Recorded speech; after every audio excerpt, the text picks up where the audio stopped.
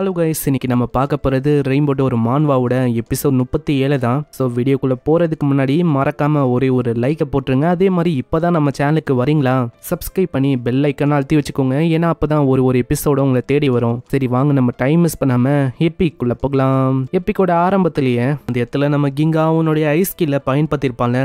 பார்த்தோன்னே எல்லாருக்குமே அங்கே சந்தோஷமாயிது. அவ்வளோதான் ஆளு மாட்டிக்கினான்னு இடத்துல இதை ஃபயர் லார்டு சுத்தமாக எதிர்பார்க்கல. நான் அவருக்கு ஃப்ரீசிங்கான அந்த இம்யூன் இருக்கும். இந்த மாதிரி சாதாரணமான ஃப்ரீசிங் அட்டாக் எதுவுமே அவர் மேல வேலையை செய்யக்கூடாது. ஆனா அப்படி இருக்கும் போது இந்த மாதிரி ஃப்ரீசிங் ஸ்கில் இது எப்படி என் மேல ஒர்க் ஆகும் நீ நினைச்சேன். நான் ஒரு எதிர்பார்த்த மாதிரி இல்ல. அது கொஞ்சம் கொஞ்சமா அவரோட பாடி அப்படியே உரைய வைக்க ஆரம்பிக்குது. அங்க கிங்காவும் சொல்றான், நீ ஓவர் கான்பிடென்ட்டா இருக்கலாம், ஆனா அதுக்குன்னு இந்த அளவுக்கு நீ ஓவர் கான்பிடென்ட்டா இருக்க கூடாது. இடத்துல நம்ம ஃபயர் லார்டுக்கு புரியல. ஆமா, எதுக்காக நான் உரைய ஆரம்பிக்கிறேன் எனக்கு எதுவுமே புரியல. ஏன்னா எந்த விதமான ஃப்ரீசிங் ஸ்கில்லும் என் மேல ஒர்க்கே ஆகாது. அப்படி இருக்கும் போது ஏன் நான் கொஞ்சமா உரையிறேன். நான் அப்பயே உன்கிட்ட சொன்னல, இந்த மாதிரி உன்னால இந்த விஷயத்த புரிஞ்சிக்க முடியாது. நான் ஆல்ரெடி சொன்ன மாதிரி தான் ஐஸ் 9 ஸ்கில் ஒன்றும் ஃப்ரீசிங்கான ஸ்கில்லே கிடையாது. சிம்பிளா சொன்னா இது உன்னை ஐஸா மாத்தலாம். இது ஒரு வகையில பெட்ரிஃபிகேஷனுக்கான ஸ்கில் தான். பெட்ரிஃபிகேஷன் இந்த ஸ்கில்லை பத்தி நீ கேள்விப்பட்டிருக்கியா? இந்த ஸ்கில்லை ஆக்டிவேட் பண்ணனா சர்டைனான சில பல கண்டிஷன் இருக்கு. ஐயோட ஐ கான்டாக்ட் இருக்கும் போது நம்மளால பண்ண முடியும் இல்லையா? நம்ம கையோட கை டச் பண்ற மாதிரி இருக்கும். அப்படி பண்ணும்போது நம்மளால இதை பண்ண முடியும். ஒன்ஸ் டார்கெட் லாக் ஆயிட்டா அவ்வளவுதான், அவங்களால தப்பிக்கவே முடியாது. உங்க கல்லா மாறுற வரைக்கும் உங்க பெட்ரிஃபை ஆயினே தான் இருப்பாங்க. போனா நீ என்ன சொல்ல வர? அதாவது நான் பெட்ரிஃபை ஆகுறேன் அப்படின்னு சொல்றியா? இந்த மாதிரி ஒரு கேவலமான ஐஸ் ஸ்கில்லால என்னை எதுவுமே ஆக்க முடியாது. ஏன்னா என் கிட்ட ஃப்ரீசிங்கான ரெசிஸ்டன்ட் இருக்கு. ஐஸ் ஆகுற ஒரு விஷயத்தையும் அப்படியே நான் எரிச்சு தள்ளலான்னு இருக்கேன். அவரு ஐஸ் ஆகுறாருல, கொஞ்சமா அவரு எரிக்கிறாரு. ஆனா அவரு எவ்வளவுக்கு எவ்வளவு அங்க ஃபயரை வெளிப்படுத்துறாரோ அங்க ஃபயர் அணைய தான் செய்யுது. நான் அப்பயே உன்கிட்ட சொன்னல, நீ பண்ற ஒரு எலமெண்ட் இது எல்லாமே கூடிய சீக்கிரத்துல இதே மாதிரி ஒரே தான் போகுது. சிம்பிளா சொன்னா ஐஸ் 9 ஒன்ஸ் இந்த ஸ்கில் ஆக்டிவேட் ஆயிட்டா தப்பிக்கவே முடியாது. ஐஸ் 9 இந்த ஸ்கில்லால அந்த ஃபயர் லார்டு ஒரு ஒட்டு மொத்தமா உறைஞ்சிடறாரு. அந்த இடத்துல எல்லாமே முடிஞ்சிச்சு அப்படின்னு அவங்க யோசிக்கிறாங்க. ஆனா எதுவுமே முடியல. ஏன்னா உரையறதுக்கு முன்னாடி நம்ம கிங்கா மேல ஒரு ஃபயரி சீலை வெஸ்ட் தான் போயிருக்காரு. ஏன்னா அங்க டச் பண்ணிருப்பாங்க. அதனால அந்த கையாண்ட பயங்கரமான ஒரு வெடிப்பு ஏற்படுது. இதனால நம்ம கிங்காக்கு ஒரு கை அங்க போயிது. ஃபயரி சீல் வெடிச்சவனே டக்குன்னு ஒரு தன்னைத்தானே ரீஜெனரேட் பண்ணிக்கிறாரு. அட பைத்தியக்கார பசங்களா, நீங்க என்ன யோசிச்சீங்க? மாதிரி நீங்க நேச்சுரலாவே என்ன தோக்கடிச்சிட்டீங்க அப்படின்னு யோசிச்சிங்களோ? நீ என்ன வெறுமா ஐஸ் சவுண்டி தான் மாத்திருக்க. உன்னோட பாடி பார்ட்ஸ் எவ்வளவு மிச்சம் இருக்கும் அவ்வளவு சீக்கிரம் என்னால திரும்ப வர முடியும். அதனால என்ன அண்டர் எஸ்டிமேட் பண்ணணும் அப்படின்னு நீங்க யோசிக்க கூட கூடாது. அதனால நான் தயாரா இருக்கேன். உங்க எல்லாரையுமே நான் கொல்ல போறேன். அங்க ஃபயர் லார்டும் அப்படியே தாக்கலான்னு வராரு. ஆனா அதுக்குள்ள அவரோட உடம்பு திரும்பவும் பழையபடி உரைய ஆரம்பிக்குது. இதை பார்த்தோன்னே கிங்காவும் மேல இருந்தே சொல்றான், நானும் உன்கிட்ட அதே விஷயத்த தான் சொல்லுவேன்.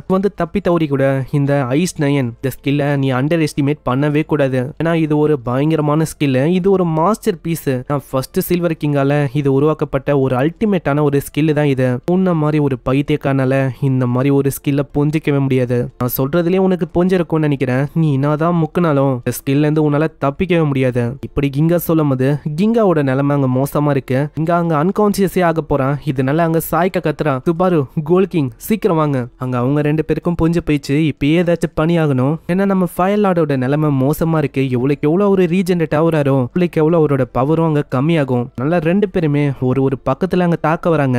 ஏன்னா எப்படியாச்சு இந்த ஃபயர் லார்ட தோக்கச்ச வேண்டிதான் உங்களால லெவலப்பே ஆக முடியும். முக்கியமா கிங்காவை இவங்க காப்பாத்தணும்னா அதுக்குள்ள இவனை தோக்கடிக்கணும். அது மூலமா அவனை காப்பாற்றவும் முடியும். ஃபயர் லார்டு ரொம்ப கடுப்பாயிட்டு கோல் கிங் கிட்ட ஒரு பயங்கரமான ஃபயரி டிராகன் அனுப்புறாரு. அந்த ஃபயரி டிராகனை அவரோட டெட் ஃபேஸ்ட் அதை வச்சு பயங்கரமா தாக்குறாரு. இதை ஒரு வாய்ப்பா வச்சு நம்ம ஹீரோ அவனோட டிவைன் சிசல் இந்த வெப்பனை வச்சு பயங்கரமா தாக்கி அப்படியே வெட்டி போட்டுறான். அதனால அவரோட நிலைமையை அங்க மோசமாகுது.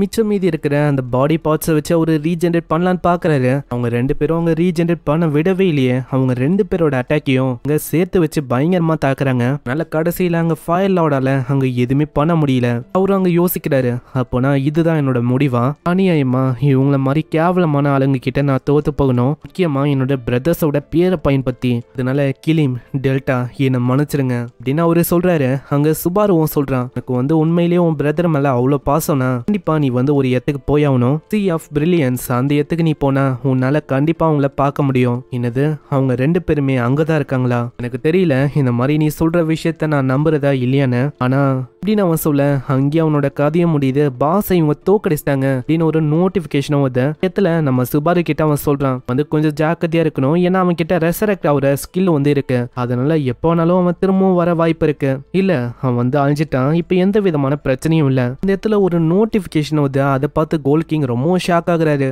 அந்த ஐஸ் நைன் ஒன்னும் சாதாரணமான ஸ்கில்லே இல்ல, அங்க ஃபயர்லோட ரெசரக்ட் ஆகுற அந்த பவரையே அது சீல் பண்ணி வச்சிருக்கு. நான் யோசிச்சு பார்க்கல இந்த அளவுக்கு அது பயங்கரமான ஸ்கில்லா இருக்கும்னு. அந்த இடத்துல இப்ப நம்ம கிங்காவை காட்டுறாங்க. கிங்கா சொன்ன விஷயத்த இப்ப நம்மளுக்கு சொல்றாங்க. ஐஸ் நயன் அந்த ஸ்கில் ஒன்னும் சாதாரணமான ஸ்கில்லே இல்ல. சீன்ல அந்த இடத்துல இன்னொரு ஒரு பாஸ் மாஸ்டரும் இருக்கு, அதுவும் அங்க சொல்லுது. சுத்தமா எதிர்பார்க்கல ஃபயரி லார்டு அவரு வந்து தோத்து போயிட்டாரா அப்படின்னு. அந்த இடத்துல ஒரு ரேடியன் டிராகன் சொல்ல இருக்கு. நம்ம இதை டிராகன் கிங்னே சொல்லலாம், நான் அப்பதான் வாட்டமாவும் இருக்கும். இதுதான் அவங்க ரெண்டாவது தோக்கடிக்க வேண்டிய பாஸ் மாஸ்டர். இப்போ அவங்களுக்கு அந்த அளவுக்கு தெம்பல அதை தோக்கடிக்கணும்னு, அதனால அவங்க வெளியில போலான்னு டிசைட் பண்றாங்க. இந்த சைடு இந்த டிராகன் கிங்கும் அவங்க சொல்லுது, ஒரு வாட்டி உள்ள வாங்க, கண்டிப்பா உள்ள ஏன் வந்தீங்க அப்படின்னு நான் உங்களை ஆக்காம நான் விட மாட்டேன், நான் அந்த அளவுக்கு உங்க எல்லாரையுமே நான் கொல்லாம விட மாட்டேன் அப்படின்னு. ஒரு சைடு இந்த ரெண்டாவது டிராகன் கிங் இது வெயிட் பண்ணிருக்கு. இங்கே இந்த எபிசோட முடியுது. இந்த எபிசோடு ரொம்ப சின்னதா இருக்குன்னு எனக்கு தெரியுது, சாப்டரும் ரொம்ப சின்னதா இருந்தனால அதனால தான் இது ரொம்ப சின்னதா இருக்கு. கண்டிப்பா இதுக்கப்புறம் வர ஒரு எபிசோடும் நல்லா பெருசா தான் இருக்கும், அதனால கவலைப்படாதீங்க. மறக்காம இந்த வீடியோக்கு ஒரு லைக் ஒண்டி போட்டுருங்க, அப்போதான் இதே மாதிரி மற்றவங்களுக்கு இன்னமும் ரெக்கமெண்ட் ஆகும். ஏன்னா 700-800 லைக் தான் போறீங்க, ஒரு 1000க்கும் மேல போட்ட முடிதான். எனக்கும் தெரியும் உங்களுக்கு இன்னமும் ஆர்வம் இருக்குன்னு, அதனால லைக்கை போட்டுருங்க. அதே மாதிரி சேனலுக்கு சப்ஸ்கிரைபும் பண்ணிக்கோங்க. நான் உங்களை அடுத்த எபிசோட்ல சந்திக்கிறேன். தேங்க்யூ ஃபார் வாட்சிங். சைனரா.